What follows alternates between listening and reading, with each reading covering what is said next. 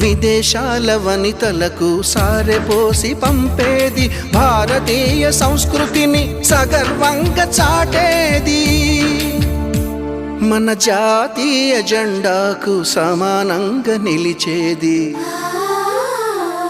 చీరలోని గొప్పతనం తెలుసుకో, ఈ చీర కట్టి ఆడతనం పెంచుకో.